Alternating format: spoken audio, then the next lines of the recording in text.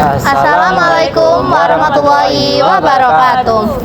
Halo semua, di sini kami akan membuat video pembelajaran tentang kasus manipulasi laporan keuangan dan konflik internal pada PT 3 Pilar Sejahtera Food Tbk Aisyah dan kelompok 3 yang dengan saya Nur Aini Amelia Mufariha dengan NPM akhir 395. Saya Nana Mikai, NPM akhir 394.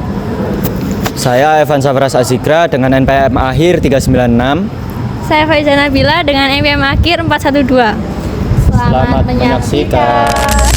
Halo semua, selamat datang di video pembelajaran kami. Hari ini kami bakal membahas satu kasus yang benar-benar heboh di dunia bisnis Indonesia, yaitu kasus manipulasi laporan keuangan PT 3 Pilar Sejahtera Food Tbk atau Aisyah. Kasus ini bukan hanya soal angka yang dimanipulasi, tapi juga konflik internal yang bikin perusahaan hampir bangkrut. Yuk kita masuk ke ceritanya. PT 3 Pilar Sejahtera Food Tbk adalah perusahaan makanan besar di Indonesia, dari mie kering, snack, sampai produk pangan lainnya. Karena membentuk PT dan sudah listing di Bursa Efek Indonesia, Aisyah wajib banget menjaga transparansi laporan keuangan. Tapi, realitinya nggak semudah itu. Di balik layar muncul berbagai masalah serius, mulai dari dugaan manipulasi penjualan sampai aset perusahaan. Dan total aset yang dipalsukan oleh kasus Aisyah sekitar 4 triliun pada akun piutang usaha persediaan dan aset tetap grup Aisyah. Dan yang lebih parah, ini dilakukan oleh jajaran direksi sendiri. Dari sinilah benang kusut konflik mulai muncul, dan yang tersangka dikenakan penjara selama 3 tahun. Kasusnya bermula ketika laporan keuangan Aisyah menunjukkan penjualan dan aset yang nggak masuk akal. Angkanya jauh lebih tinggi daripada kondisi real di lapangan. Saat pemegang saham mulai curiga, dilakukanlah pemeriksaan. Hasilnya, ada dugaan kuat bahwa direksi sengaja mempercantik laporan supaya perusahaan terlihat sehat. Konflik makin parah ketika RUPS digelar. Pemegang saham minta direksi diganti, tapi direksi menolak. Akibatnya, hubungan direksi, komisaris, dan pemegang saham jadi kacau banget. Nah, di sini kita bisa lihat beberapa penyimpangan yang terjadi. Yang pertama, ada manipulasi laporan keuangan. Itu angka penjualan dan aset dipoles agar terlihat bagus. Yang kedua, direksi menyalahgunakan kewenangan tanpa pengawasan ketat. Terus yang ketiga, itu ada dewan komisaris gagal mendeteksi kesalahan sejak awal. Lalu yang keempat, ada informasi ke publik tidak akurat. Dan terakhir, kelima, prinsip good corporate governance jelas tidak berjalan. Jadi ini tuh bukan sekedar kesalahan kecil, ini tuh pelanggaran serius yang bisa menyebabkan banyak kerugian kepada belah pihak. Hukum perusahaan sudah jelas. Aisyah melanggar beberapa peraturan penting seperti Undang-Undang Nomor 40 Tahun 2007 tentang perseroan terbatas, terutama pasal tentang kewajiban direksi bekerja dengan itikat baik.